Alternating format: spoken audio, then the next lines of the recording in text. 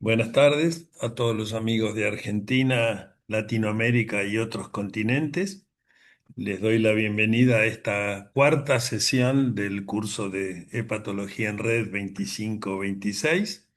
Como siempre, agradezco a Gador por su incondicional apoyo. Han estado siempre desde el principio.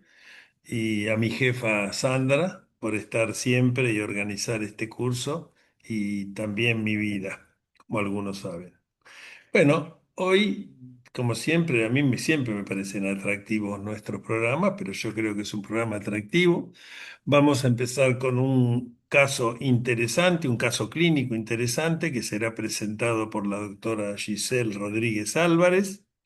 Luego seguiremos con la conferencia sobre encefalopatía portosistémica a cargo de la doctora Mercedes Rodríguez Azari. Y finalmente voy a cerrar yo con la clásica mostración de biopsias. Ya me cansa tener que dar este mensaje, pero sepan que el que no se conecta con su nombre no puede recibir el certificado. Los clubes Samsung, Galaxy o iPhone no suman. O sea, el que aparece como con esos nombres si lo cambio no suma. Después, tampoco. Bueno, vamos entonces a empezar por el caso, que como dije va a ser presentado por la doctora Giselle Rodríguez Álvarez. Giselle nació en Cochabamba, así que hoy debe tener acá conectado su club de fans con todos los amigos de Bolivia que participan de este curso, así que aquellos que quieren elogiarla pueden escribir en el chat. Giselle se recibió de médica en la Universidad del Valle, en Bolivia. Después vino a la Argentina, completó una residencia de clínica médica y luego la jefatura de residentes en la clínica Basterrica. Y ahora está cursando el segundo año de su fellowship de hepatología y trasplante hepático con nosotros en el Hospital Británico. Así que Gise, bienvenida y seguramente te vas a lucir. Dale. Gracias, Doc. Comparto la presentación. El caso va a tener, como siempre, la mecánica de todos los casos, es decir, Giselle va a ir presentando la info y va a haber algunas paradas para preguntarles a ustedes qué harían en esta circunstancia. Como saben, todos estos casos fueron elegidos no por ser raros ni difíciles, sino por tener un claro mensaje como va a tener el de hoy. Bueno, dale, Giselle. Muy bien, comenzamos. El caso clínico de hoy es acerca de un síndrome de hepatitis aguda. Bien, perdón. Ahí va. Tenemos un paciente varón de 69 años, sin antecedentes hepatológicos ni consumo de alcohol o drogas hepatotóxicas, que tiene hepatogramas normales en 2023 y 2024. Tiene como antecedentes, además, trombocitosis esencial, JAK2 positivo, que fue diagnosticada en 2022, que estaba medicada con hidroxiurea. El paciente ingresa el 1 de marzo del 2025 por un cuadro de 5 días de evolución, caracterizado por astenia e ictericia, con un laboratorio que mostró una bili total de 18,7, una fosfatasa alcalina de 267 para un valor normal en nuestro centro de 150, con una ST de 1507 y una LT de 2134, un TP de 87 y plaquetas de 426.000. También como estudios complementarios se hizo una ecografía donde evidenció un hígado normal con esplenomegalia, barro biliar y microlitiasis. Y una resonancia que mostró prácticamente lo mismo, un hígado normal, esplenomegalia y la vía biliar normal. Bueno, Bien. acá entonces es la primer parada. Estos casos no tienen trampa, están presentados como nos vinieron a nosotros. Entonces, a ver qué les parece. Vamos por la parte sencilla, no hace falta pensar raro, sino mirar lo que tienen ahí adelante y que alguien me diga, bueno, ¿qué piensan que estamos frente a qué? Y si hay algo que les parece inusual o digno de comentar. Muy bien. El amigo Martínez repitió el título del caso. Está muy bien. Síndrome de hepatitis aguda. Ahora, por ahí yo le preguntaría al amigo Martínez y a todos ¿Qué significa síndrome? ¿Por qué síndrome de hepatitis aguda y no directamente hepatitis aguda? Acá Alberto, gran participador Alberto, se va a llevar una medalla alguna vez Alberto de Fundié, dice hepatitis aguda o crónica agudizada. Y eso es exactamente porque es un síndrome, porque cuando uno ve un marcado aumento de transaminasas, esto puede ser una enfermedad que empezó con un hígado sano, puede ser una enfermedad crónica con un brote. Así que el diagnóstico diferencial está muy bien. Y les pregunto, ¿hay alguna evidencia para pensar que esto pueda ser una hepatopatía crónica y que esto sea un brote y no una enfermedad aguda? O sea, que hay a favor de aguda y que hay a favor de brote de crónica. A ver, hasta ahora explicaron bien lo del síndrome. La esplenomegalia, muy bien. La doctora Irina Borget dice por la esplenomegalia, y eso es muy correcto. Ahora, ¿ustedes creen eso es a favor de que pueda tener un brote de una crónica? ¿Y a favor de una aguda qué tiene?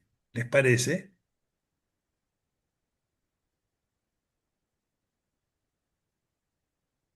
El valor de transaminasa no necesariamente. Hay crónicas que tienen transaminasas muy altas.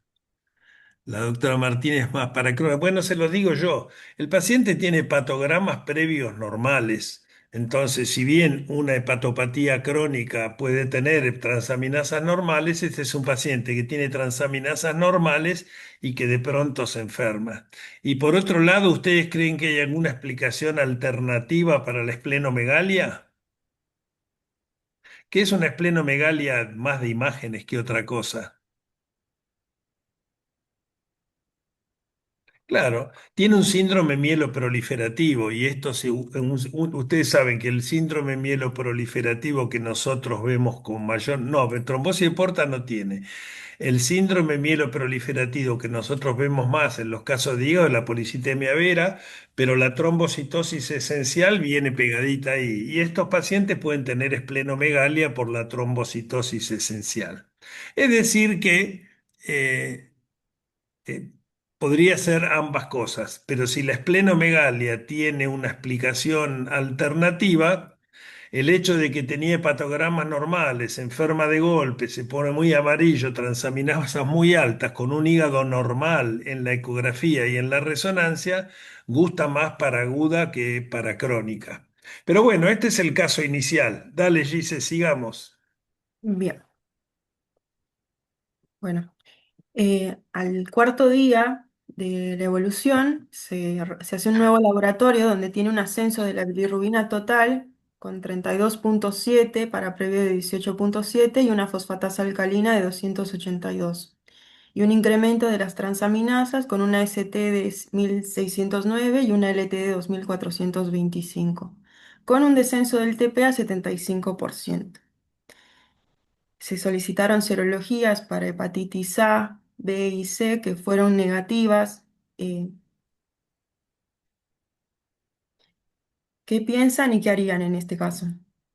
Recuerden, la hidroxurea no es hepatotóxica, el paciente no tomaba ninguna otra medicación, así que no había nada para pensar en DILI y ahí lo que ustedes están viendo son marcadores para las hepatitis virales. Ahora, ¿ustedes creen que esto alcanza, que es suficiente, que no es suficiente? ¿Les genera alguna duda? ¿Y qué piensan de la evolución de la hepatitis? Bueno, se pone bien amarillo, ¿no? Porque ya había entrado bastante amarillo, 32 de Billy prende un poco las alarmas. Hepatotropos secundarios y hepatitis C, correcto, laboratorio de autoinmunidad y proteinograma para ver la gama. Bueno, muy bien, les voy a hacer algo concreto entonces. De los virus que ven ahí, ustedes saben que tenemos que descartar A, B y C. ¿Qué es lo que no descartan los marcadores que hay ahí?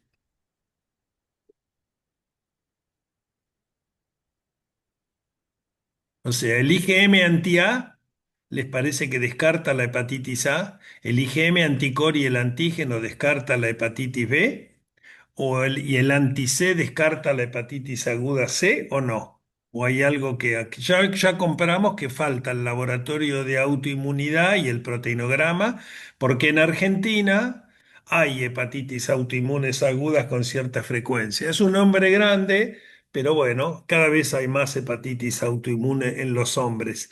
El Budd-Chiari puede ser, pero un Budd-Chiari agudo sin ascitis y con las venas que se ven, con los vasos normales en la ecografía sería raro. O sea, ¿qué de los virus A, B y C, cuál no descarta lo que están viendo ahí?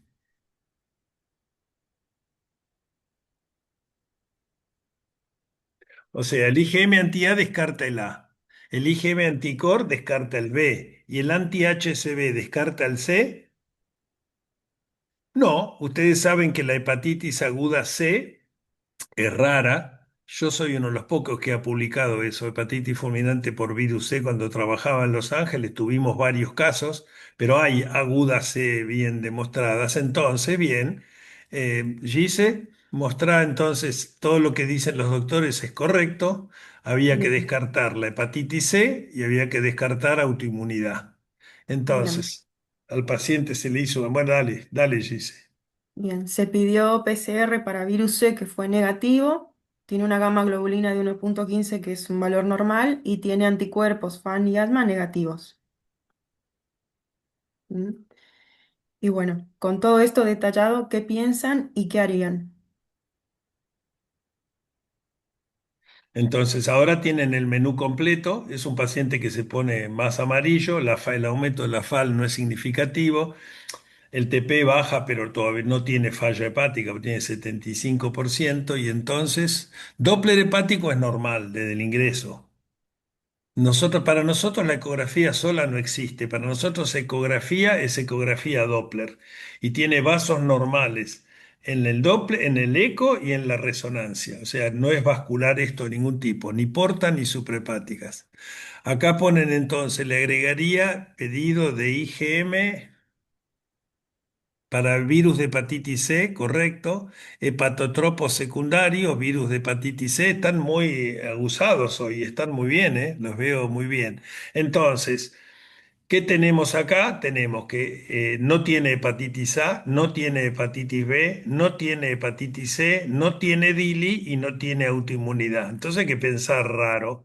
No raro, sino que hay que pensar cosas que son infrecuentes. Acá ponen, por ejemplo, el CMV. El CMV les encanta a los clínicos en general. Ahora, no existe un CMV con 30 miligramos de bilirrubina y menos en un huésped no inmunocomprometido. Si bien CMV y Epstein-Barr les encanta a todo el mundo, y más sin un síndrome mononucleótico, yo nunca pensaría en CMV o Epstein-Barr en un paciente como este que consulta por ictericia tiene 32 miligramos de bilirrubina.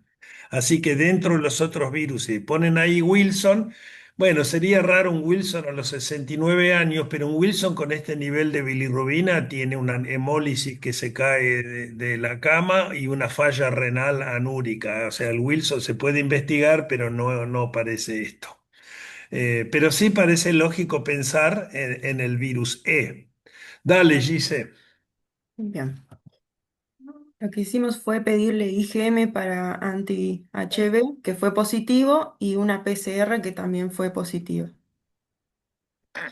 O sea, con eso el paciente tiene diagnóstico de hepatitis aguda por virus E. Ustedes saben que en Argentina no es tan fácil conseguir los marcadores, ni la IgM ni la carga viral y tarda un montón de tiempo. O sea, acá llevo unos cuantos días para saber, pero bueno, en este caso los dos marcadores de aguda, IgM y RNA, fueron positivos, así que este paciente yo diría que tiene un diagnóstico de certeza.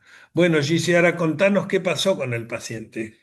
Bien, la evolución durante la internación, bueno, como sabemos, él ingresó con una bilirrubina total de 18,7, que esta fue ascendiendo y al día 11 llegó una bilirrubina de 43,4. Tiene una fosfatasa alcalina alterada que llegó a 282 y Poca una, cosa, poca cosa. y una Y LT de 2000, que llegó a 2425 y al día 11 tenía 1679. El TP se mantuvo, nunca estuvo menor de 50 y el último que tenemos es de 70%. entonces, ahora ustedes están parados al lado de la cama del sol, viene la señora y le dice, pero 40 de bilirrubina, digamos, más allá ustedes pueden decir, bueno. las transaminasas están bajando, no hizo falla hepática, pero hay que fumarse 43 miligramos de bilirrubina. Entonces, ¿se les ocurre, no sé, se les ocurre hacer algo diferente? ¿Qué dirían ustedes? ¿Hay que esperar?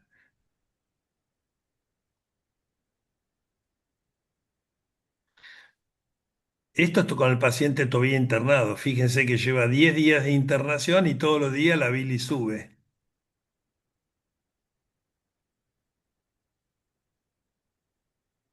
¿Qué les parece? A ver, tiren algo, no importa que tiren algo. ¿Qué les parece?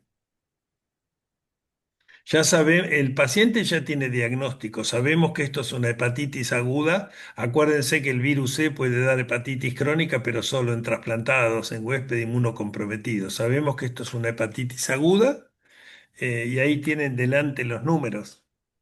Entonces, ¿qué le dirían a la familia, por ejemplo? Cuando preguntan, pero mire, doctor, muy lindo todo lo que usted me dice, pero está amarillo, está verde, 43 de Billy. ¿Se les ocurre preguntar alguna otra cosa? Bueno, acá se silenciaron todos. No tiene hemólisis y todavía. Acá se silenciaron todos. No sé por qué, porque venían muy extrovertidos. Bueno, dale, Gise, seguí entonces, no hay problema. Bueno, seguimos. Lo que Mirá, a ver, decimos, lo controlaría, evaluaría. Hola Dani, ¿cómo estás? Lo controlaría, evaluaría la epidemiología por el riesgo de los contactos, todo eso muy bien, no hay problema.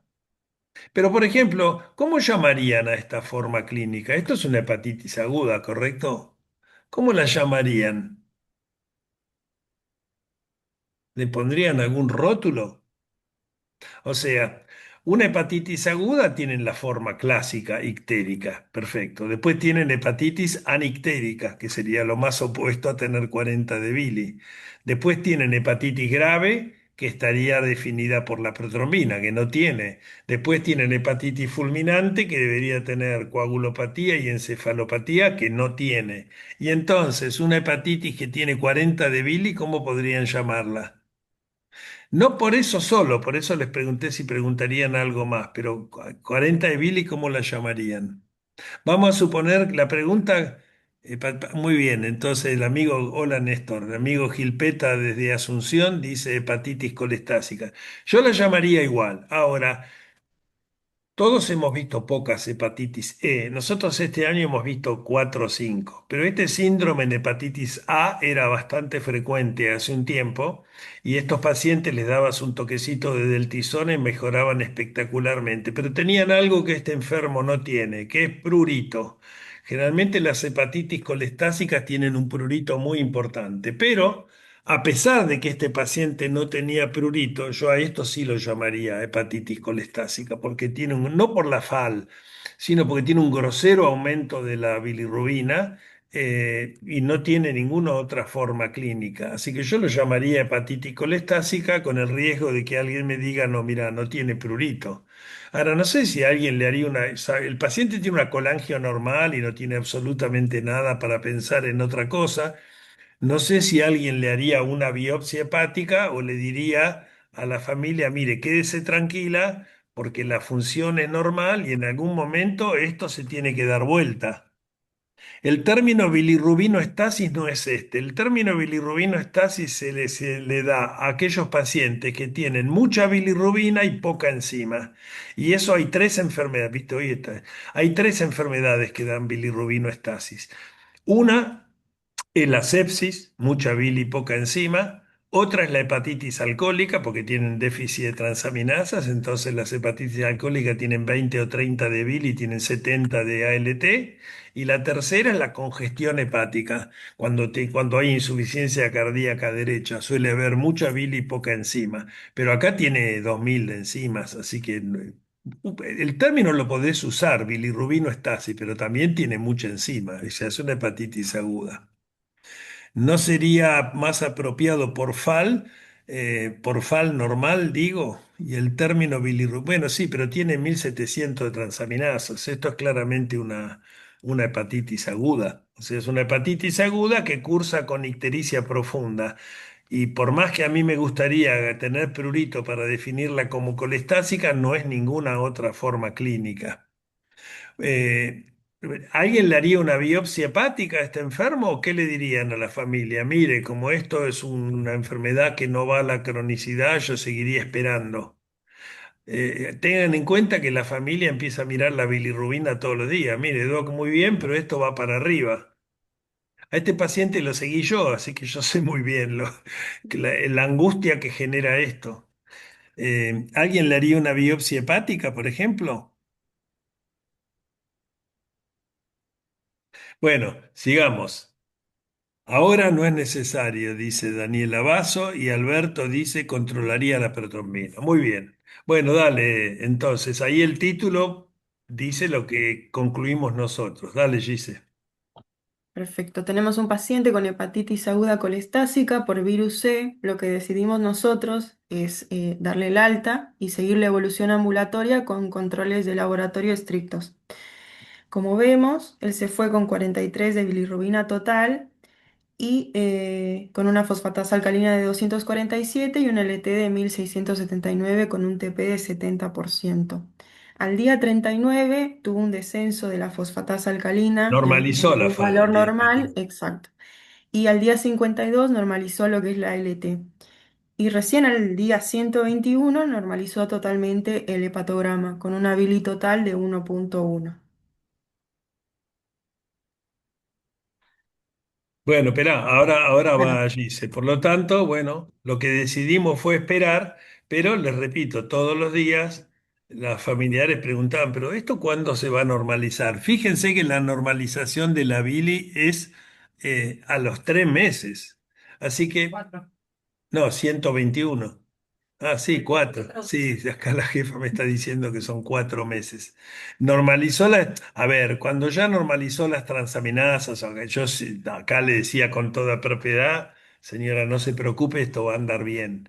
Pero, como pueden ver, le llevó un montón de tiempo normalizar esto. Nosotros vimos otras agudas vimos agudas graves, o sea, pacientes que nos llegaron para trasplante y terminaron siendo y también vimos algunas que vinieron se hicieron un hepatograma en un chequeo, tenían 500 de transaminasa sin ictericia y simplemente porque le pedimos las pruebas dieron E. Pero esta fue una forma clínica muy interesante y creo que inusual.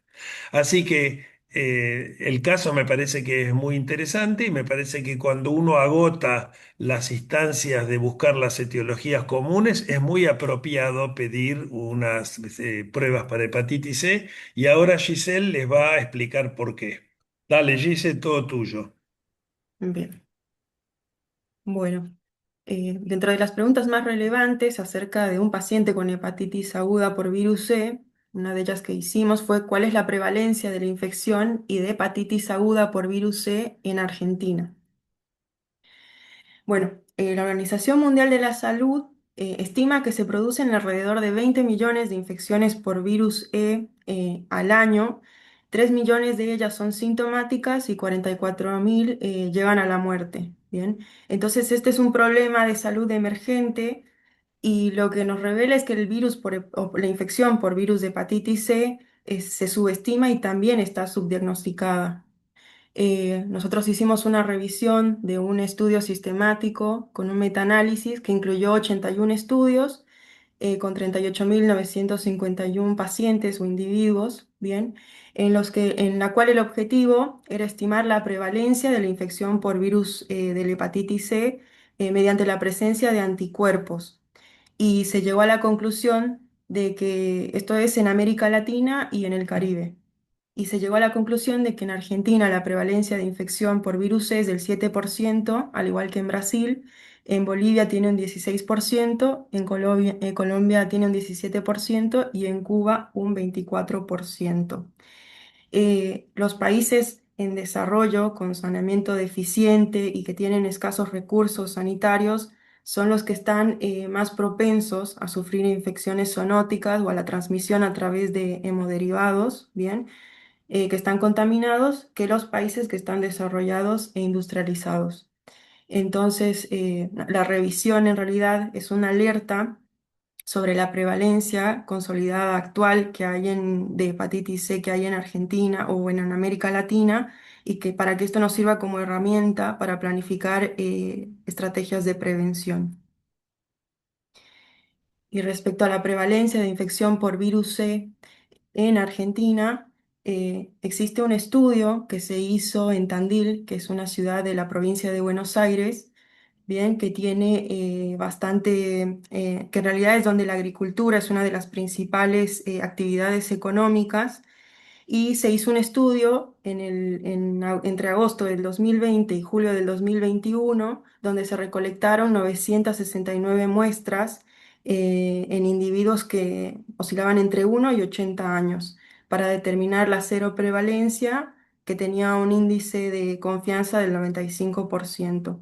En estas 969 muestras se determinó que 45 de estas muestras eran cero positivas, que tenían cero prevalencia del virus C, perdón, y que solo 5 de estas muestras, es decir, solo 5 de 45 pacientes, habían sido diagnosticados con hepatitis, pero ninguno había sido diagnosticado con virus E. Em, entonces, la conclusión de todo esto es que se desconoce la prevalencia de infección del virus C en el resto de las regiones de Argentina. Se estimó que en Córdoba hay un 3,47% de prevalencia de infección, en Salta hay un 9% y en Tucumán hay un 9,23%. Bien.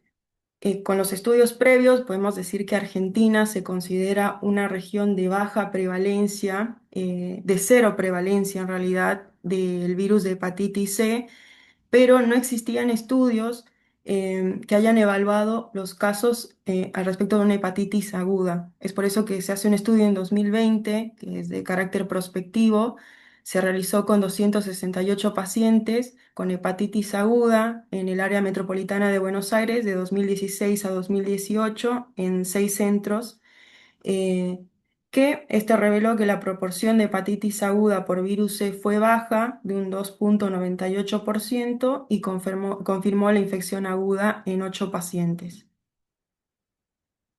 Bien.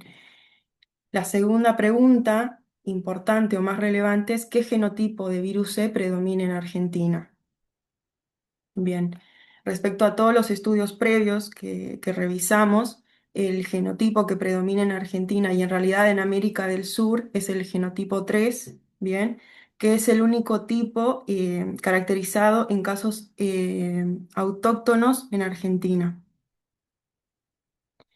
Respecto a las diferencias epidemiológicas y clínicas entre los genotipos del virus C, existe el genotipo 1 y 2, que la transmisión es fecal oral o vertical, está mayormente en Asia o en el norte de África, en México o en el oeste de África, y pueden producir epidemias, insuficiencia hepática aguda en el embarazo o ACLF. Y este se transmite a través de los alimentos contaminados o de la carne, de los alimentos contaminados, perdón. Y respecto a los genotipos 3 y 4, estos son zoonótico y también por transfusiones, se encuentran en los países del occidente, desarrollados y no desarrollados, y pueden producir lo que es una hepatitis aguda esporádica, hepatitis crónica en pacientes inmunosuprimidos, y se encuentra más que todo en carne mal cocida o contacto con animales infectados. Bien. Las manifestaciones clínicas según el genotipo, en realidad en general son mayormente asintomáticos, bien, en poblaciones que tienen, en regiones que son de bajos ingresos, los genotipos predominantes son el 1 y el 2. Los grupos de riesgo son las mujeres embarazadas y las manifestaciones clínicas en general son asintomáticas o pueden llegar a una hepatitis aguda o una hepatitis fulminante. En las regiones de ingresos medios, bien, circulan los 4 tipos de genotipos, bien, de ambos, como de bajos ingresos y de altos ingresos, y en regiones de altos ingresos predomina el genotipo 3 y 4, y los grupos de riesgo son los pacientes inmunocomprometidos. Y las manifestaciones clínicas también son asintomáticas, hepatitis aguda, hepatitis fulminante o que llega a una hepatitis crónica. Bien, en América Latina se vio que sobre todo en Brasil, en Argentina, en Colombia, en Venezuela, en Uruguay y en Bolivia, los genotipos que predominan son el genotipo 3 y los reservorios son el cerdo doméstico y también el cerdo silvestre.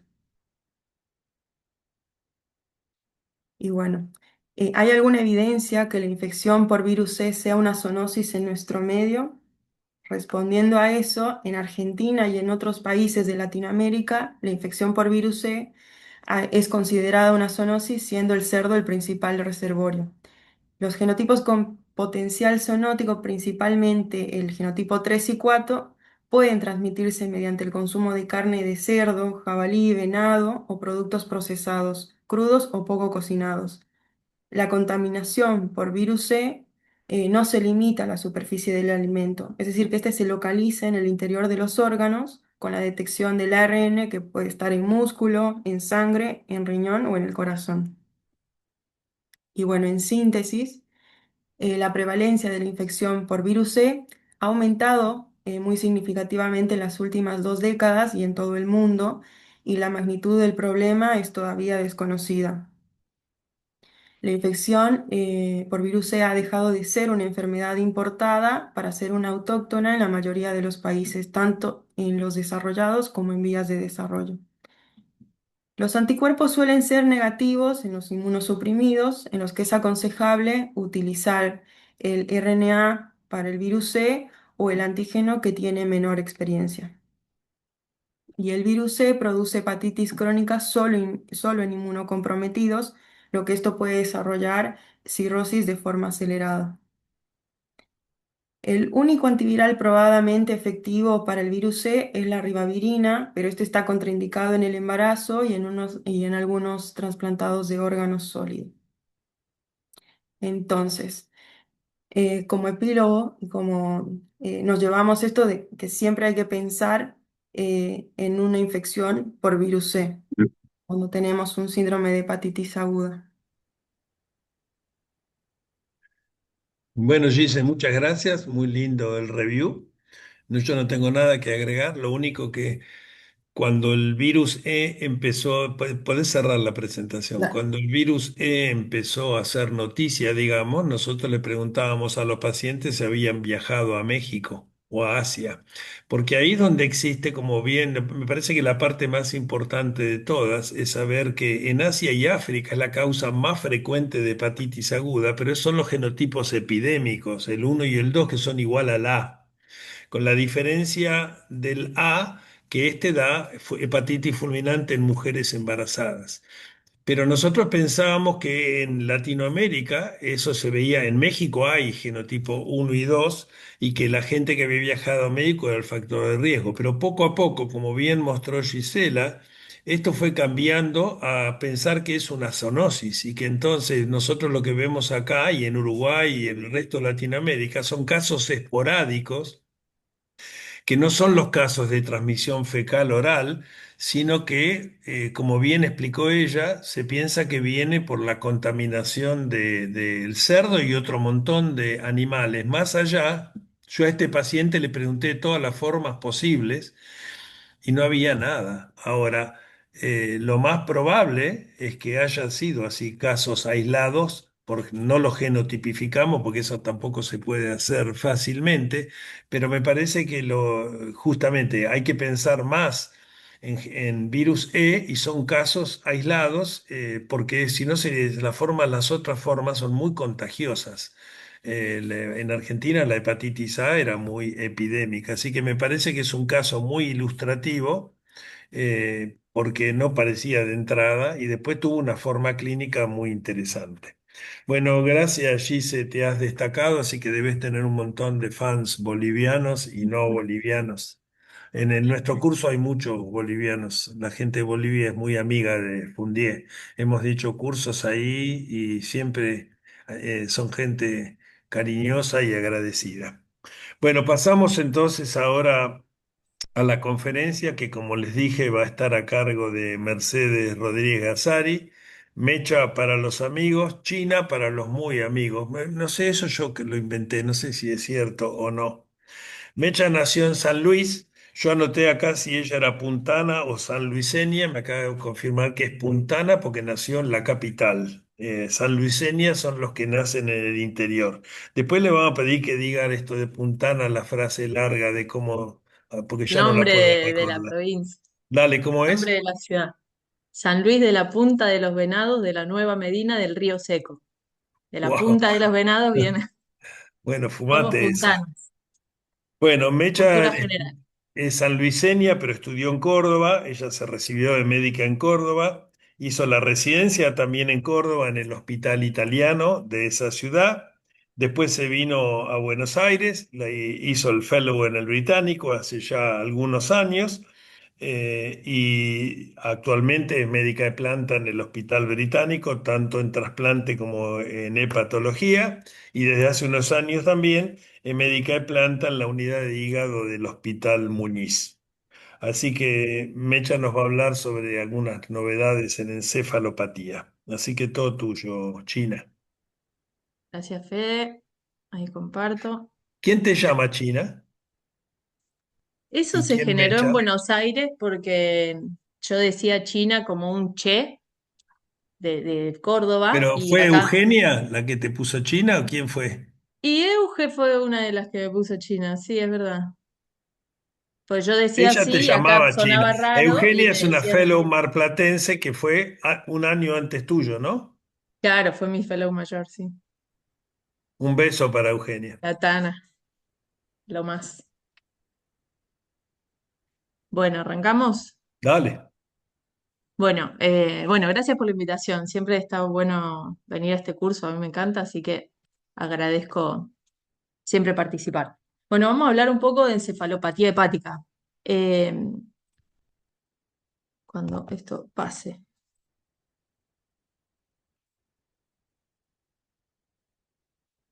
Espera que no me está pasando la presentación. Ahí pasaba. Dejé de compartir y ahora vuelvo, perdón.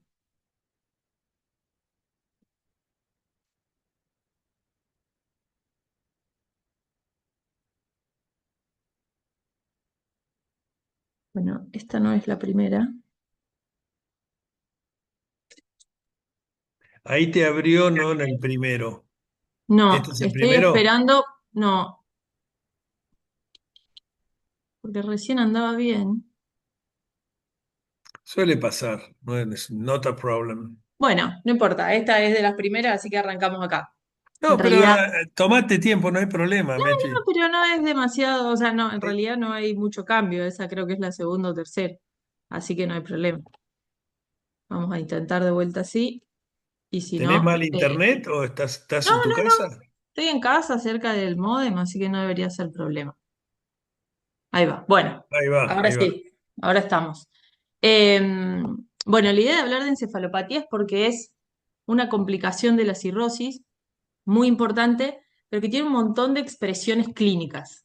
Y hay que aprender a un poco detectarlas y saber qué tenemos que hacer en cada una.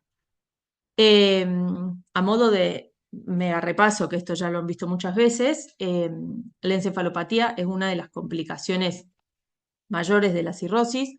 Cuando hay una cirrosis compensada que tiene una buena sobrevida mediana de 12 años, si progresa la enfermedad, aparece la hipertensión portal, aumenta el gradiente eh, de presión venoso hepático, aparece la cirrosis descompensada, que cae la sobrevida groseramente a una mediana de 2 años, y entre las complicaciones que marcan esta etapa de cirrosis compensada está la hemorragia varicial, la citis y la encefalopatía. En la evolución de los pacientes, recordando esto, se repiten estas complicaciones hasta que el paciente muere o se trasplanta. Entonces, hablando de encefalopatía, obviamente vamos a empezar con la parte más general y por ahí un poquito más aburrida, que es una disfunción cerebral que se manifiesta como un amplio espectro de alteraciones neuropsiquiátricas, que van de presentaciones subclínicas al coma. Es una causa frecuente de internaciones y reingresos. Esto es muy importante porque además esto genera una alta carga asistencial y económica en el sistema de salud. Además, aumenta la mortalidad, dijimos que es una complicación mayor de la cirrosis, y genera un gran impacto en la calidad de vida. Lo vamos a clasificar según 4 aspectos. Uno de los más importantes, o por ahí más generales, es los tipos de encefalopatía, que se dividen en A, B y C. Es según la enfermedad de base que tenga. Si tengo una encefalopatía con una insuficiencia hepática aguda, una falla hepática fulminante, hablamos de una encefalopatía tipo A. La tipo B, que viene de bypass, es cuando hay una derivación portosistémica, un shunt, que no hay enfermedad hepática significativa, pero esta alteración vascular es la encefalopatía tipo B, y la C es la de la cirrosis. Después hay otras clasificaciones más sencillas, que es cuando una encefalopatía es episódica, que pasan más de 6 meses entre cada episodio; recurrentes, cuando hay muchos episodios dentro de un periodo de 6 meses; la persistente es cuando el paciente nunca vuelve a su función neuropsiquiátrica basal. Si encontramos precipitante o no, la clasifica en espontáneo precipitada. Siempre tenemos que buscar infecciones, hemorragia digestiva, deshidratación, alteraciones electrolíticas, constipación, fármacos sedantes, esto es muy importante, benzodiazepinas, opiáceos, etc. Y la que más usamos en nuestra práctica, que es la de la severidad, los criterios de Westhaven, que nos lo clasifican hasta en 4 grados, que el 4 es el coma, y a partir del 1 hay alteraciones más sutiles, como una pérdida de memoria, dificultad para concentrarse, pasando por un estado de confusión, flapping, conductas inapropiadas, que es el grado 2, a somnolencia, estupor, y así progresivamente. Entonces, ¿por qué pasa todo esto? Es muy importante saber que tiene que ver con muchísimos factores sistémicos. Hay un montón de factores en la cirrosis que no necesariamente siempre están todos, pero que tenemos la disfunción en la síntesis del hígado, tenemos ya en circulación colateral, la sarcopenia y la fragilidad, la malnutrición de los pacientes, pueden tener hiponatremia, pueden hacer aquí, fallos renales agudos, aparecen eventos precipitantes, las benzodiazepinas y los opiáceos. Los pacientes cirróticos no tienen que usar ninguna de estas drogas depresoras del sistema nervioso, más la translocación bacterial. Todo esto, que no necesariamente, por supuesto, es todo junto, genera inflamación, estrés oxidativo, suben lactato, ácidos biliares y hiperamoniemia. Todo esto pasa por la barrera hematoencefálica, y lo que sucede es que aparecen las alteraciones cerebrales. La que más conocemos es, o sea, siempre el cerebro, para sacarse de encima el amonio, lo transforma en glutamina en los astrocitos se hinchan, aparece el edema cerebral y empieza una disfunción neuronal, porque se genera otro sistema que intenta compensar esto. Igual hay inflamación, sigue toda la alteración, y aparecen modificaciones de proteínas, aparece un mal uso del ATP en las células, aparece que aumenta el tono GABAérgico, y bueno, un montón de otras cosas que tampoco hace falta todo, pero esto puede generar muerte neuronal e irreversibilidad en los síntomas, que eso ya hay algunas formas de encefalopatía que son más crónicas. Y para esto quiero hablar un poquito del amonio, porque el amonio siempre es una molécula que se mide mucho en esto, que está perfecto, pero tenemos que tener en cuenta algunas cosas. Por un lado, el amonio normal hay que excluir otras causas. El amonio normal no descarta exactamente, o sea, no descarta per se la encefalopatía, pero es más común que esté aumentado, y en las guías internacionales insisten con que si hay un amonio normal, insistir con excluir otras causas neurológicas, metabólicas, etcétera, pero no lo podemos descartar desde base. Sí es importante que el amonio elevado no confirma la encefalopatía. Puede haber disociación clínico-analítica, es decir, puedo tener un paciente sin encefalopatía con amonio alto, y el paciente con encefalopatía que tenga un amonio menos alto. Entonces, ¿me sirve en el estudio general? Sí, pero no puede ser mi valor más importante. El amonio venoso y arterial tienen precisión equivalente, que eso a veces es algo que por ahí en la práctica genera alguna duda. Se puede usar cualquier amonio. Hay estudios que en internación predice fallo orgánico y mortalidad. El amonio, como ya vimos, participa directamente del daño neurológico, y además esta hiperamoniemia está relacionada con la sarcopenia y la fragilidad, que eso ya lo vamos a hablar un poquitín más en detalle.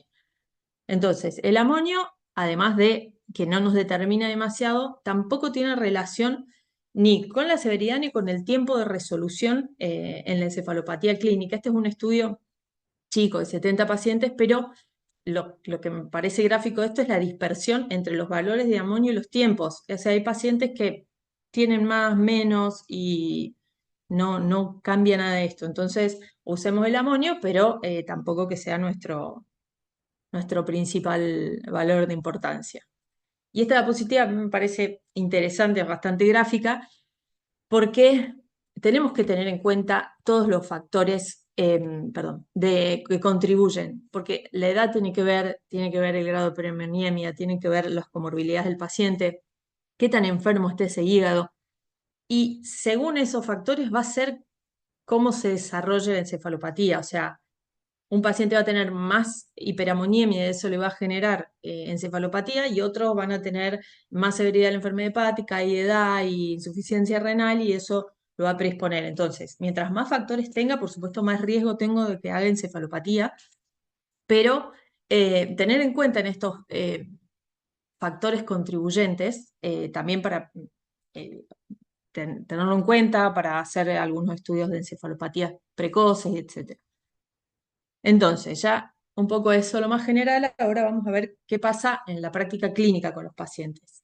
Dijimos que usábamos esta clasificación que siempre decimos de 1 a 4. En realidad una subclasificación de esto puede ser una encefalopatía subclínica, que incluye la encefalopatía mínima y la grado 1 de este score de West Haven que siempre usamos, y a partir del 2 es una encefalopatía clínica. Entonces ahora vamos a desmenuzar un poquito estos tipos de encefalopatía. Por un lado, la encefalopatía mínima. La encefalopatía mínima es la encefalopatía subclínica del paciente. Hasta el 70% de los cirróticos pueden tener esta forma subclínica.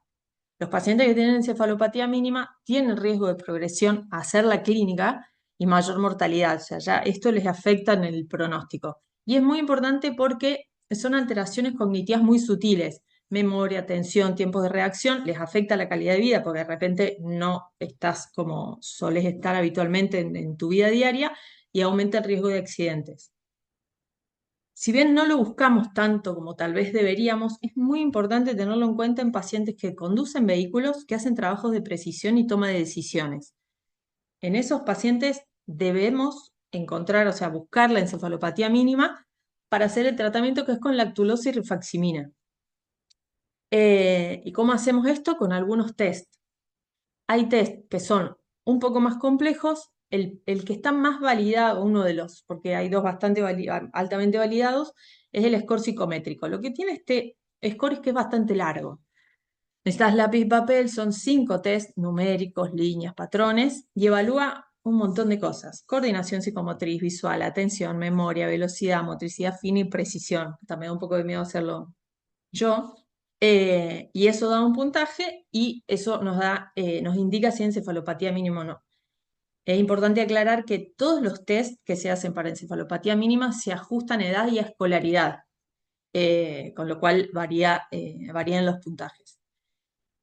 Este test no es muy práctico para hacerlo en el consultorio, pero hay un test que es muy sencillo, que es el de nombrar animales. Uno lo que puede hacer es pedirle al paciente que nombre la mayor cantidad de animales posible en un minuto. Evalúe la fluidez verbal. Normal más de 20, entonces entre menos de 15 y 18 nos sugiere que hay encefalopatía mínima y debemos hacer otro test validado. Y otra cosa que podemos usar, que es bastante práctica y corta, es una aplicación del test de Stroop. Esta aplicación también está muy validada como los test psicométricos y también evalúa velocidad, atención sostenida, función ejecutiva y les sugiero que la prueben porque es bastante complejo hacerlo muy rápido y bien. Lo que se hace es, primero hace una primera prueba que son los asteriscos con colores, entonces el paciente tiene que ir marcando el color que corresponde para después pasar al test de Stroop, que es la palabra dice un color que está en otro color. Tienen que marcar el color de la palabra y no la palabra, en este caso azul. Y eso por un minuto y da un puntaje. Entonces, para cerrar con encefalopatía mínima, es bastante sencillo y por lo menos tenerlo en cuenta con los pacientes que tienen más riesgo de tener o algún accidente o cometer errores graves o hacerse daño por algún tipo de trabajo pesado. Cuando tenemos un episodio agudo de encefalopatía, como habíamos hablado antes, la severidad depende del terreno del paciente y no solo del hígado. ¿Cómo está ese cerebro previamente, en la edad, en la reserva cognitiva, los trastornos neurológicos, los fármacos que usan van a influir un montón en cómo se presenta, en cómo se deteriora y en cómo se recupera ese paciente?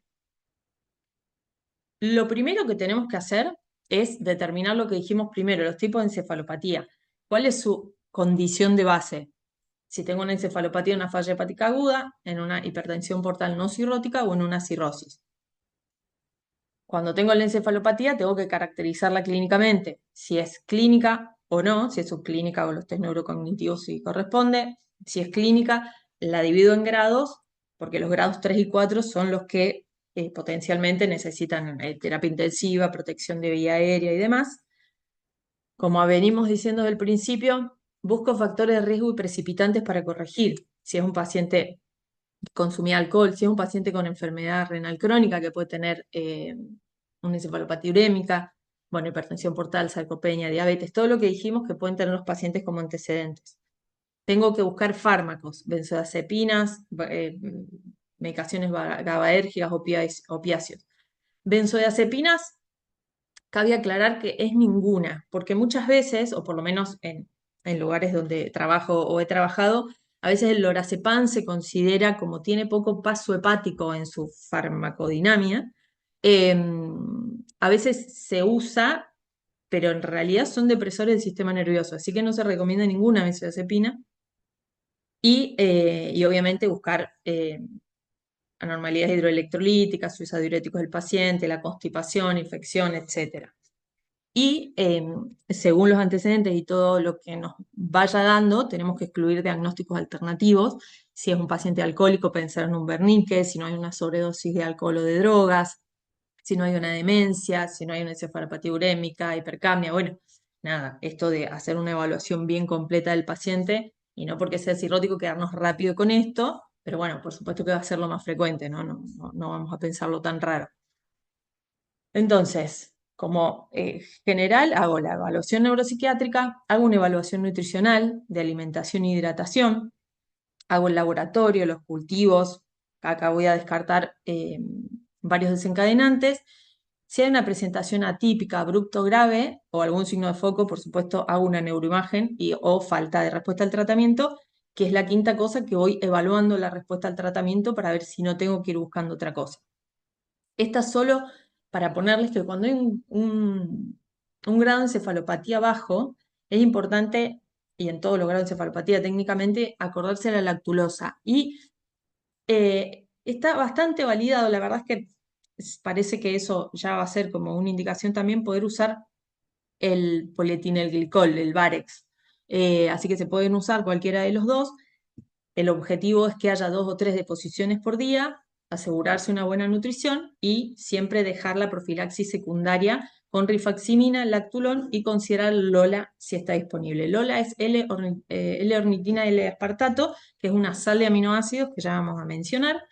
Y por supuesto que si es un grado alto, va a terapia. En general siempre se cultiva, la mayoría de las veces, excepto que uno conozca mucho al paciente, pone antibióticos. Por si hay una infección o una bacteriemia espontánea o algo de eso. Y en los pacientes críticos, porque en los pacientes que no van a terapia en general se usa la rifaximina, el lactulón y demás. Hay estudios que han planteado, como la rifaximina es un antibiótico no absorbible, si la rifaximina suma al antibiótico de amplio espectro que se usa en los pacientes críticos con encefalopatía, si genera algún cambio, alguna mejoría. La realidad es que hasta el momento no hay nada nuevo. La rifaximina no mejora la encefalopatía en los pacientes críticos, no reduce la tasa de infecciones, o sea que no agrega nada, así que no hace falta que un paciente crítico tenga antibiótico más rifaximina. eh, pero bueno, si el paciente no tiene rifaximina, por supuesto que es uno de los tratamientos más importantes. Saliendo de ese tipo de encefalopatía, habíamos dicho A, B y C. La encefalopatía por Junts, que es la tipo B, son derivaciones iatrogénicas, o sea, que hay un TIPS o quirúrgicas o espontáneas entre el sistema portal y el sistémico. Es decir, las toxinas, el amonio, pasan directamente del intestino a la circulación sistémica sin este paso hepático. Hasta el 50% de los pacientes con TIPS hacen encefalopatía en los primeros 6 a 12 meses y cuando tenemos una clínica compatible y el amonio, que acá también es útil, pero no diagnóstico, como vengo diciéndoles en todos los tipos de encefalopatía, se confirma, por supuesto, con imágenes. Tenemos que localizar y ver el calibre de ese shunt. Esto se trata con rifaximin y lactulón y, por supuesto, con el cierre del shunt. La otra forma de encefalopatía que es importante conocer es la degeneración hepatocerebral adquirida no wilsoniana, ¿no? Encefalopatía hepatocerebral, o como quieran decirle, más sencillo. Esto es una condición neurológica asociada a la cirrosis y se caracteriza por ser una encefalopatía crónica, donde hay síntomas extrapiramidales, hay parkinsonismo, ataxia, trastornos motores y neurocognitivos. Lo que pasa acá es que se acumula manganeso. El manganeso pasa por la barrera hematoencefálica y se acumula principalmente en el globo pálido y altera el sistema dopaminérgico nigroestriado. Entonces aparece este parkinsonismo. Eh, el tratamiento para esto es el trasplante, por supuesto, que puede haber una resolución parcial o completa. Esto depende del daño que se haya generado en todo este tiempo eh, de encefalopatía, esta fisiopatología. Los pacientes se tienen que hacer una resonancia donde se ve los depósitos de manganeso. Y acá les traje un videito de un paciente que es del servicio, que se trasplantó hace un mes. Esto es pretrasplante. Quiero que vean en realidad los movimientos de la boca. Tiene movimientos continuos, tenía ataxia, bradilalia, se le dificulta mucho los movimientos, poder escribir. eh, pero es uno de los poquitos videos que tenía, pero creo que se logra ver eh, esto que les impacta muchísimo en la calidad de vida y hay pacientes que están mucho más afectados que esto. Y estos pacientes suelen empezar muchas veces por un neurólogo y a veces se les diagnostica Parkinson, a veces los medican para tratamientos neurológicos, de enfermedades neurológicas, así que sepan que esto existe, es raro de ver, no sé si lo habrán visto alguna vez, pero bueno, me interesaba traerlo. Entonces, en el tratamiento, nuestros héroes en este lío son la lactulosa y la rifaximina, es lo que usamos siempre. La lactulosa no es digerible. En el colon lo que hace es degradar los ácidos orgánicos que reducen las bacterias amoniogénicas, reduce su absorción y también elimina el exceso de nitrógeno, que también colabora con lo mismo, por efecto laxante. Y la rifaximina es un antibiótico no absorbible, actúa contra bacterias gram positivas, negativas, aerobias, anaerobias, son una combinación muy eficaz y un tratamiento de 6 meses mantiene la remisión y reduce el riesgo de encefalopatía y hospitalización. Así que este dúo, a partir de la encefalopatía mínima, tiene que estar. No sirve hacerlo antes, pero una vez que hay alguna forma de encefalopatía ya tiene indicación. Respecto al LOLA, a esta L-ornitina, L-aspartato, lo que hace es hacer descender el amonio, bien endovenoso y vía oral. El endovenoso es útil como ayudante en encefalopatía manifiesta clínica, que no responde a la terapia estándar. Parece tener un beneficio modesto en la encefalopatía clínica y en profilaxis secundaria, pero como primera línea por ahora no está recomendado. Entonces, las indicaciones específicas que tiene es, en un episodio agudo hospitalizado, puedo considerar endovenosa si con el resto no logro la respuesta adecuada, el paciente no responde y ya descarte el resto. En una encefalopatía mínima lo puedo considerar porque si el paciente no tolera la lactulosa o no hay rifaximina. Y en las profilaxis de recurrencias, que sería secundaria o post-TIPS, es una opción según la disponibilidad. No se puede usar en encefalopatía, en insuficiencia renal grave, estoy yo trabada. Esto está en la Argentina, está autorizado por ANMAT, con lo cual se puede conseguir. La realidad es que como se consigue como un suplemento también, hay presentaciones de laboratorio, pero también hay presentaciones como suplementos de aminoácidos. No encontré si hay endovenosa disponible, pero sí la tenemos disponible para usar en Argentina. Y ahora entro en un tema que no es específicamente este, pero que es muy, muy importante y están relacionados, que es la fragilidad. No sé si lo vieron o no, pero bueno, la fragilidad es una condición en los cirróticos que los hace vulnerables. Además de hacer sarcopenia, que pierden músculo, la fragilidad los hace vulnerables a las complicaciones en las que les vaya peor. Y creo que esto es bastante gráfico. Este estudio ya tiene sus años, pero dividieron a los pacientes según las complicaciones que tenían entre frágiles y no frágiles, y los pacientes frágiles se mueren muchísimo más que los no frágiles. Entonces, ¿qué tiene que ver con esto? Que la encefalopatía también tiene relación con la fragilidad por la hiperamoniemia. Por eso también es importante el tratamiento y tratar de bajar esto, porque por un lado, el paciente encefalopático ya tiene más dificultades en general para moverse, porque también disminuye el músculo, genera sarcopenia y aparte activa la miostatina, que la miostatina lo que hace es aumentar como la degradación del músculo, aumenta la proteólisis. Entonces, eh, también tenemos que considerar que todo está relacionado y que la encefalopatía no está tan fuera de todo este lío.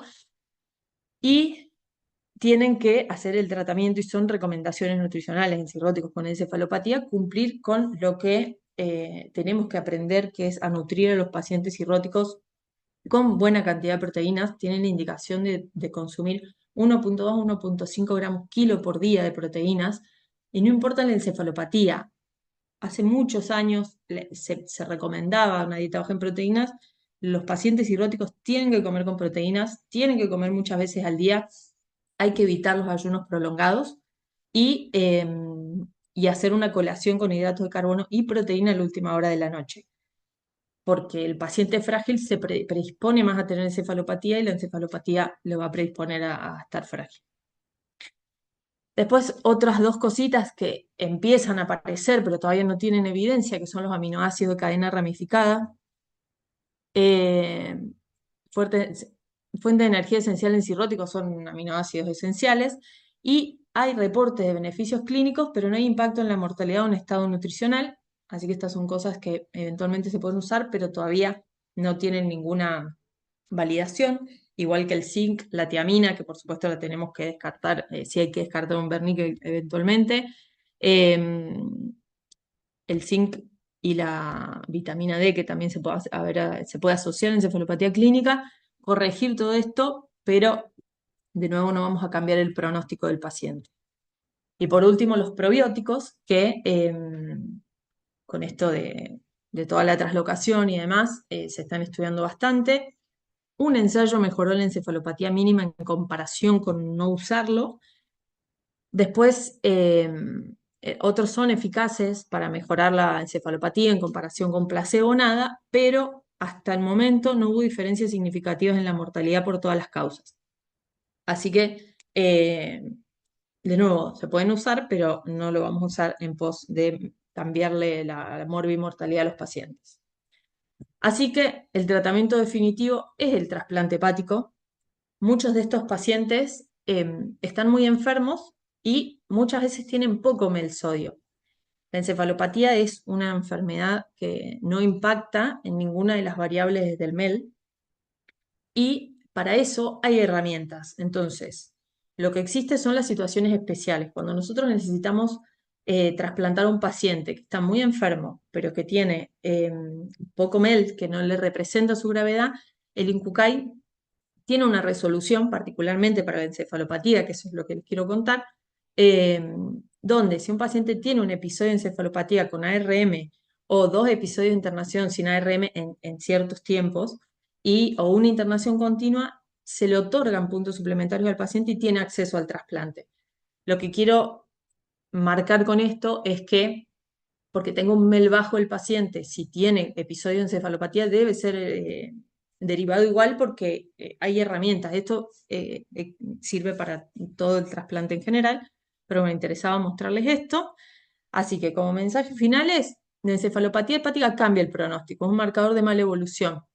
Y ahí alerta para ese paciente. No todos los pacientes son iguales, tenemos que tener en cuenta qué factores de riesgo tiene y trabajar sobre eso. Tengo que buscar el desencadenante, por supuesto, si lo identifico, lo trato eficazmente.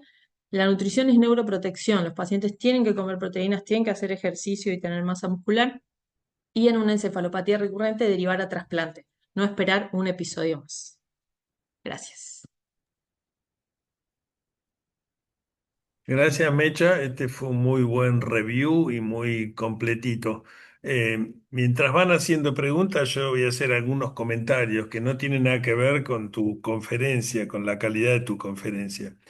Hace poco tiempo, cuando di una conferencia magistral en el Congreso de Hígado, de alguna forma, era que esa conferencia era sobre ACLF, de alguna forma separé lo que en mi opinión son hitos de la hepatología, es decir, avances que han cambiado la especialidad, podemos mencionar el trasplante, el tratamiento de la hepatitis C, y avances o falta de avances, que como máximo ha sido cambiar el nombre. Si miramos el tema de la encefalopatía, primero parece un tema antiguo, porque hoy seguimos discutiendo el amonio, el electroencefalograma y el lactulón. Hace 50 años que hay amonio y lactulón. Uno prende la televisión y en cualquier programa hay una nutricionista y alguien de neurociencia que dice, si se prende esto en el cerebro, tratás mal a tu esposa. Si se prende esto otro, sos un inseguro. Y sin embargo nada de esas neurociencias dieron, digamos, cosas nuevas en los últimos años que vos digas, yo le hago una resonancia sofisticada y puedo diferenciar A de B. Como mucho salió la espectroscopía, pero yo publiqué un trabajo de espectroscopía en el año 92 trabajando con un físico en Estados Unidos, o sea que la espectroscopía con el inositol y toda esta cosa tampoco dio la respuesta. Por lo tanto, es un área compleja porque no es un área sin novedades. Y para mí el problema está en los dos extremos. Vos has explicado muy bien todo lo de la encefalopatía subclínica, pero nosotros no hacemos nada en la evaluación pretrasplante para ver si alguien tiene encefalopatía subclínica. Como bien dijiste, no va a cambiar el MEL, no va a cambiar nada, pero sí te va a cambiar tu percepción de que el enfermo está un poco más enfermo. Y si vas al otro extremo, por un lado la subclínica, y vas al otro extremo, y vos vas a conseguir conmigo, a veces no es fácil saber si un enfermo está demente o tiene encefalopatía hepática, y ahí es donde necesitas, vos no podés decir, lo trasplanto, si se cura era portosistémico, y si quedó loco, no lo era. Y ahí nos falta un montón de ciencias, sobre todo nos falta neurociencias, algo que podamos hablar para decir, bueno, no podemos basarnos en el amonio. Como decís vos, el amonio está lleno de falsos positivos, falsos negativos. Tampoco hacemos amonio rutinariamente. O No, sea que me da la sensación de que estamos un poco quedados en el tiempo con avance, porque vos mostraste muchas cosas, pero no hay nada de esto que te digo, de sí, neurociencias sí, que te diga esto es portosistémico o no.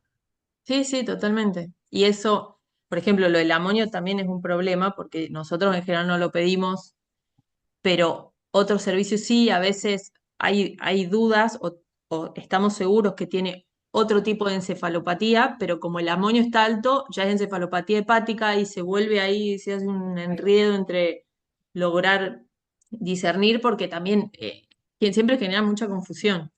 No, pero ¿vos creés que los hepatólogos tienen incorporado el amonio? Me parece que no, porque más de una vez ingresa un paciente por encefalopatía, ni nosotros pedimos amonio. Yo creo que Ahora lo vos tienen me más vas a incorporado decir, los tiene otros falsos. servicios. Yo Sí. creo que los otros servicios para ponerle el sello lo usan más mal, o sea, como una forma de no, pero mirá el amonio que tiene y no, no nos genera a nosotros cambios, pero los otros servicios sí lo usan más.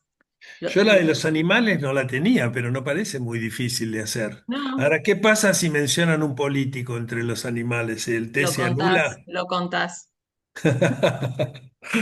No, porque en serio te digo, ni nosotros que somos un centro de trasplante buscamos la encefalopatía. Olvídate si puede manejar o no, porque vos tampoco te podés meter en eso, si puede manejar, le podés aconsejar. Sí, sí, la Pero, recomendación va. pero nosotros no hacemos de rutina en los pacientes con cirrosis nada que tenga que ver con esto, con buscar la encefalopatía mínima, que es un gran tema lo de la encefalopatía mínima. Sí, Yo tengo canas, o sea, yo he vivido otra época, porque el TIPS es cierto que da encefalopatía, pero cuando vos comparás el TIPS con lo que eran los Portocava, mirá, yo recuerdo una vez de una señora con lo que hoy sería una hipertensión portal esencial. Se le llamaba, en ese momento se le daba un montón de nombres, pero la señora tenía un hígado normal y le hicieron un portocava.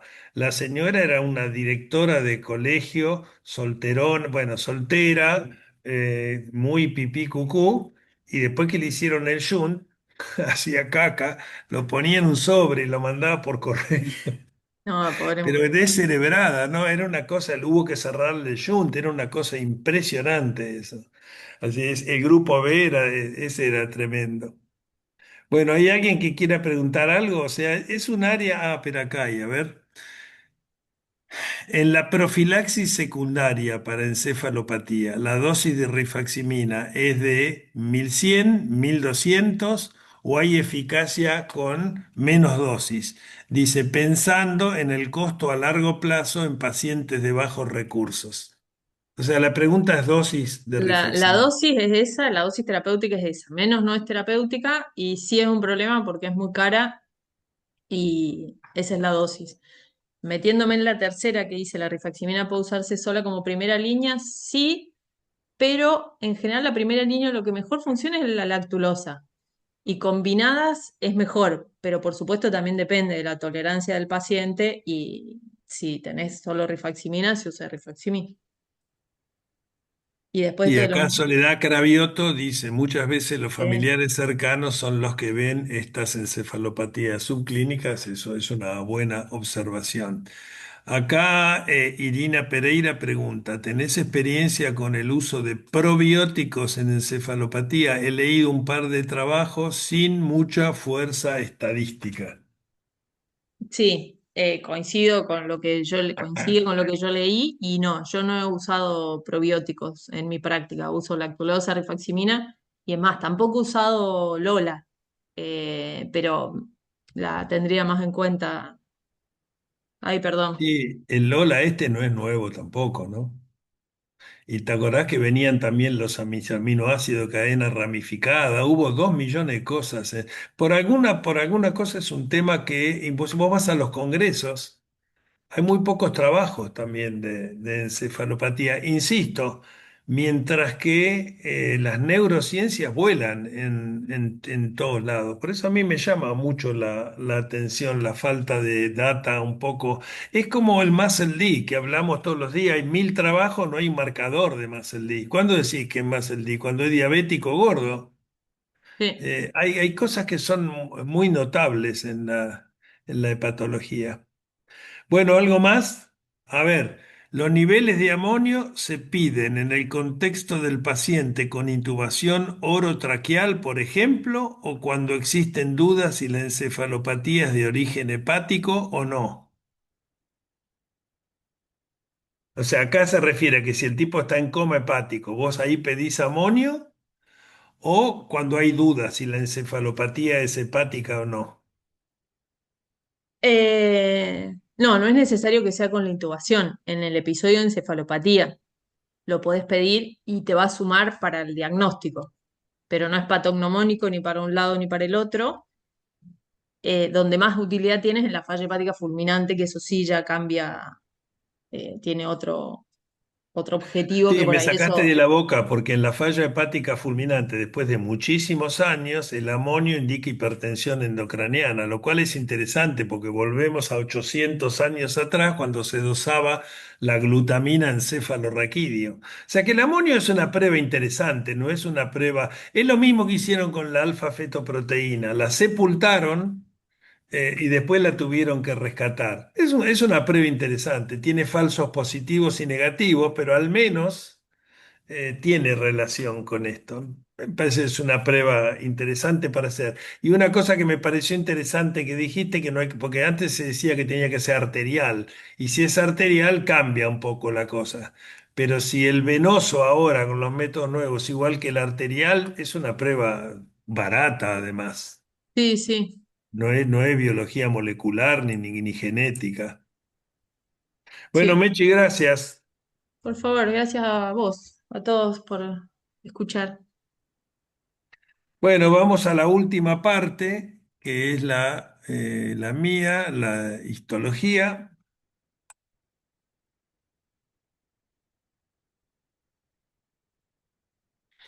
Bueno, vamos a la mostración de biopsias hepáticas. Entonces, esto lo repetimos siempre. Digamos, todo aquel que se perdió esto en el curso del 2023-2024 puede ir a revisar los YouTube de esa época, están todas las conferencias. Si no saben cómo, le preguntan a Sandra, ella les manda la forma de hacerlo. Pero nosotros dimos una especie de curso sobre todo el espectro de la anatomía patológica, como ven ahí. Esta mostración que la empezamos el año pasado es como si fuera un caso, pero yo les muestro una microfotografía de una biopsia. La idea es que ustedes opinen por el chat y después cuando termina hacemos una breve revisión. Y ahora le he agregado una frase que dice, los que aprendieron, supuestamente, eso supuestamente es irónico a ver biopsias conmigo, deben callar salvo que su opinión sea requerida. Y si cuando es requerida fallan, entonces más problema todavía. Muy bien, empezamos con esta microfotografía. Y la pregunta es sencilla. ¿Qué tinción les parece que es esto? Ah, pero a ver dónde está el chat. ¿Dónde tengo el chat?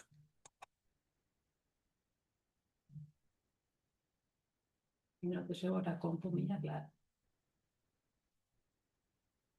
A ver el chat. Ahí está el chat. Mirá.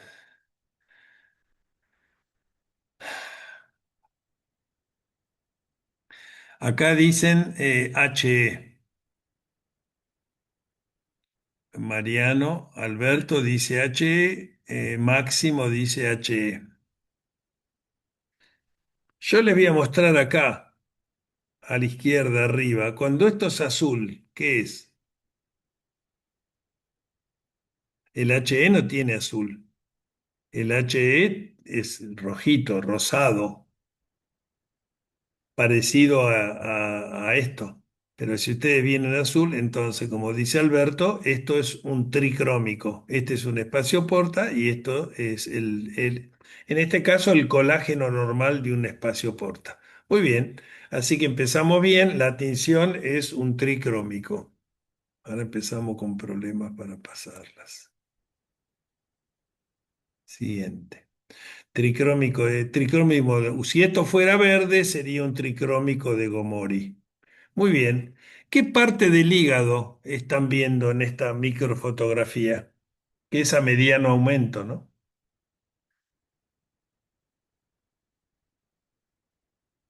Ya les dije antes cuando hablamos de que era un tricrómico. A ver. Espacio porta y periportal. Bueno, eso dice Alberto, espacio porta y periportal. Me parece que hay un poco más, porque esto es el espacio porta y periportal sería esto.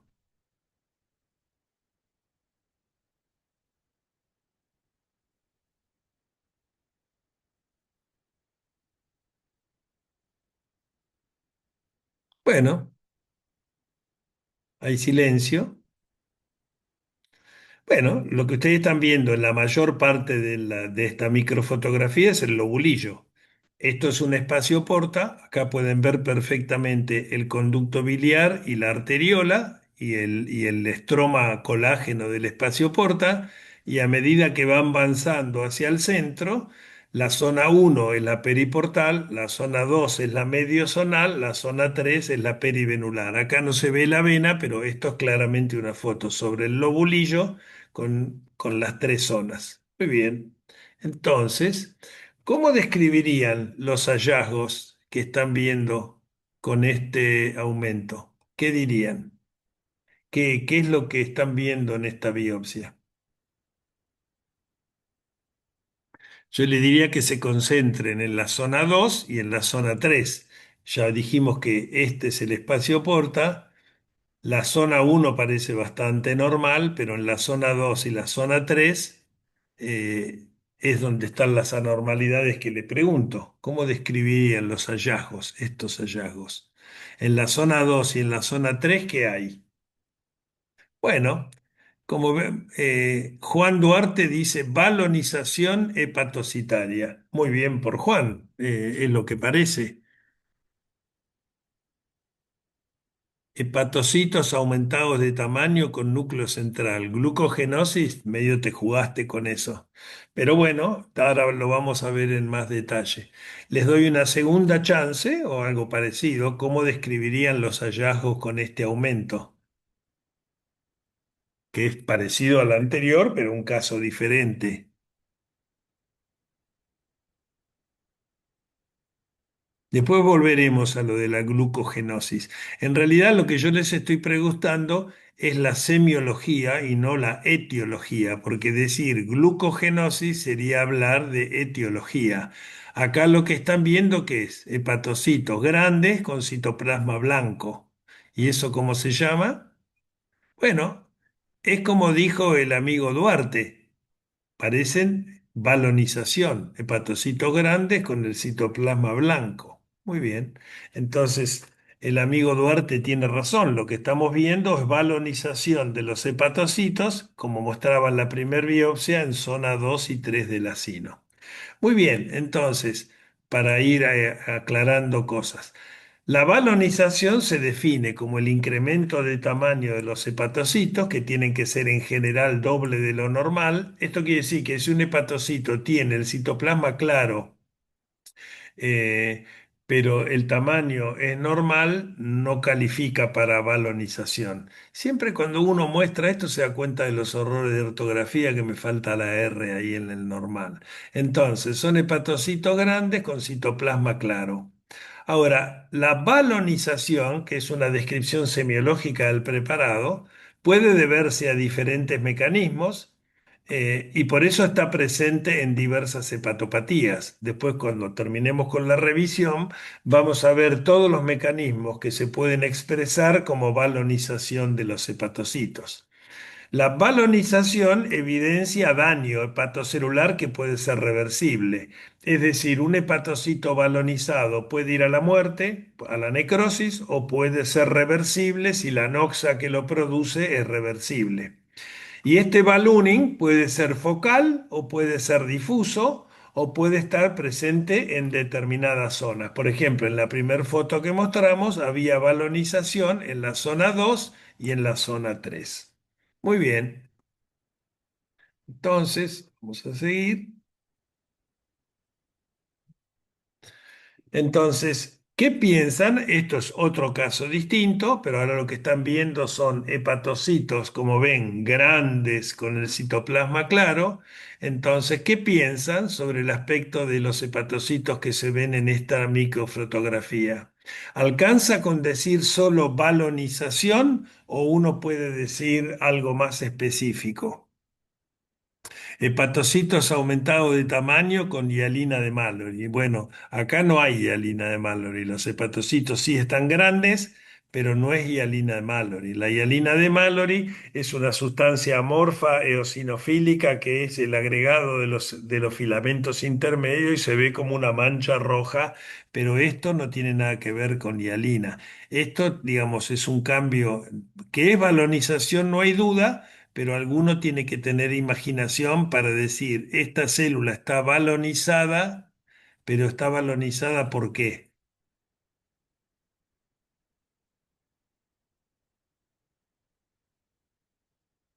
Es una cosa infrecuente pero interesante. Bueno, han estado bien hoy, así que no es problema. Entonces les doy una segunda chance a mayor aumento. La célula está balonizada por microvesículas, dice Máximo Hasenclever. no sé qué, Hasenclev es alemán, dice microvesículas. Está bien, pero en realidad microvesículas ¿de qué? Como dice acá Jainis Espinosa, por grasa, ¿correcto? Entonces Alberto dice esteatosis microvacular. Y en realidad no es microvacular, porque es una grasa que no parece grasa, salvo que uno la mide a muy alto aumento. Tiene otro nombre. Uno tiene grasa macrovacular, microvacular y este grupo que se llama esteatosis, ¿cómo? No es macrovacular, no es microvacular, no, macro no. No, Ramón, macro no, porque macro son grandes gotas y si volvemos para atrás y uno lo mira a un aumento menor, esto ni siquiera parece grasa. ¿Correcto? Ni siquiera parece grasa porque las vacuolas son tan pequeñas que no se reconocen como vacuolas. O sea, una vacuola micro puede ser esta, ven grande, que acá tiene varias, chiquititas. Pero esto acá parece agua y es grasa. Entonces, no es macrovacular, no es microvacular, es micelar. En inglés a esto se lo llama foamy fatty degeneration. Foamy es espumosa. El término en castellano sería esteatosis micelar. Muy bien, entonces, ¿por qué les muestro esto? ¿Qué importancia tiene? Bueno, acá tienen diferentes microfotografías de diferentes casos, donde ustedes pueden ver, son todos casos de esteatosis micelar y casi todos son de esteatosis del embarazo, que es donde se ve esto más típicamente. Ustedes pueden ver que las células son grandes con citoplasma claro, pero cuesta reconocer que esto es grasa. ¿Por qué? Porque es grasa espumosa, porque el tamaño de las vacuolas es realmente pequeño y no parece grasa. Espera que- Nuevamente, ven, fíjense, esto es un tricrómico abajo a la izquierda. Las gotas son tan pequeñas de grasa que parece ballooning más que grasa. Y entonces, cuando hablamos, y esto lo pueden buscar en la segunda conferencia que es de injuria, dijimos que la balonización de los hepatocitos es un hepatocito de gran tamaño, de dos veces el tamaño normal y con el citoplasma claro. ¿A qué se puede deber eso? Se puede deber a agua, y acá es lo que preguntaba Alberto, esto y hialina de Mallory, este es un hepatocito balonizado con hialina de Mallory de generación hidrópica típico de la hepatitis alcohólica. Puede ser grasa micelar, como es esto acá, la esteatosis gravídica, acá la balonización es por grasa. Puede ser en casos de colestasis severa, cuando hay lo que se llama degeneración plumosa, es decir, que el ballooning es por colestasis, el feathery degeneration en inglés, degeneración plumosa. Como mencionó uno de los participantes, la glucogenosis puede dar balonización y en este caso el citoplasma blanco de la célula es por glucógeno o también la llamada colateestasis, que es por retención de sales biliares en pacientes con colestasis severa. Colateestasis se ve en la zona 1, ya lo hemos visto, y tiene balonización. Es decir, que balonización es un término genérico para describir hepatocitos grandes con el citoplasma claro, pero puede ser un montón de cosas. Y en el caso que les mostré hoy, se trata de esteatosis micelar. No parece grasa, pero sí lo es. Entonces, este es un caso de esteatosis gravídica, como pueden ver con los hepatocitos balonizados, pero cuando uno hace tinciones para grasa con aceite rojo o sudán, ustedes pueden ver que el hígado está lleno de grasa cuando no parece por la hematoxilina. Es decir, no parece grasa, pero lo es. Entonces, cuando hablamos de esteatosis hepática, definida como la presencia de vacuolas de grasa en los hepatocitos, que generalmente son triglicéridos o ácidos grasos libres, el tamaño de las vacuolas clasifica la esteatosis en macrovacuolar, cuando la vacuola de grasa prácticamente reemplaza todo el hepatocito y manda el núcleo para la periferia. Microvacuolar, cuando son vacuolas pequeñitas, o sea que hay múltiples vacuolas en un hepatocito, y micelar o espumosa o foamy, que es cuando la célula está balonizada y parece agua más que grasa. Ahora, Lo que es claro, y por eso me parece importante lo de la esteatosis micelar, es la repercusión funcional. La esteatosis macrovascular, lo que vemos todos los días en el Muscle D, lo que hace la grasa es desplaza las organelas, fíjense cómo queda el núcleo acá en la periferia, pero la repercusión funcional es mínima. Es decir, los pacientes con hígado graso macrovascular tienen TGP por 2 o por 3 o por 4 con bilirrubina normal y nunca con falla hepática. Pero la esteatosis micelar o espumosa, cuyo abanderado es la esteatosis gravídica, es una entidad en la cual hay daño mitocondrial y entonces hay falla hepática. Eso se ve en la esteatosis gravídica, en el síndrome de Reye en pediatría, en la intoxicación por ácido valproico, y también se vio en algunas drogas que se usaron para la hepatitis B y que terminaron con varias muertes por esto, porque se bloquea el ciclo de Krebs. Es decir, mientras la esteatosis macrovascular desde el punto de vista funcional es inocente, la esteatosis micelar es una enfermedad grave que lleva a la insuficiencia hepática. Ahora, la esteatosis micelar, la típica es la esteatosis gravídica o el ácido valproico, pero hace muchos años el doctor Toshikazu Uchida, yo tuve la suerte de estar en la misma oficina que él y de tener el mismo maestro que él para la histología, que fue el doctor Robert Peters. Casu, como lo llamábamos, describió la esteatosis micelar del alcohólico, que eran pacientes que se presentaban como hepatitis alcohólica, pero cuando uno los biopsiaba, en vez de tener balúnico y hialina de Mallory y los polinucleares, tenían esta esteatosis. Y él lo llamó Alcoholic Foamy Degeneration, o sea que esto no es frecuente, pero algunos pacientes con hepatopatía alcohólica en vez de tener el hígado graso simple o una hepatitis alcohólica, tienen esta forma.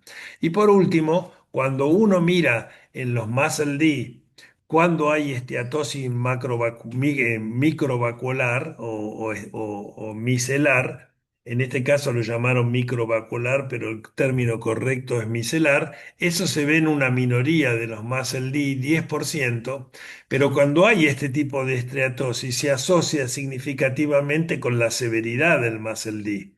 Y ustedes saben que la severidad del muscle D depende de la balonización, de la fibrosis y de tener MASH. En todos estos casos, o sea, siempre que hay esteatosis micelar, hay más daño hepático.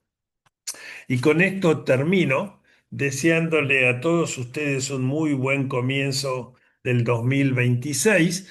Clásicamente este curso lo suspendemos en enero y nos reencontramos el martes 3 de febrero.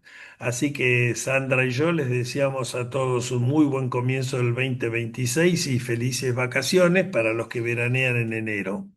Es probable, como les conté, yo di una conferencia magistral en el Congreso Argentino de Patología sobre mi visión sobre un síndrome llamado ACLF, sobre el cual yo tengo mis profundas reservas. Me han pedido que vuelva a dar esa conferencia y si tengo ganas y las cosas se tenemos una fecha en enero fuera de este curso y les dará una invitación para verla. Si quieren, que va a ser una conferencia sobre verdad o mentira sobre la CLF. Así que, buenas tardes, agradezco la participación. Como dije, les deseamos un muy buen fin de año y comienzo de próximo. Hasta la próxima, que es el martes 3 de febrero.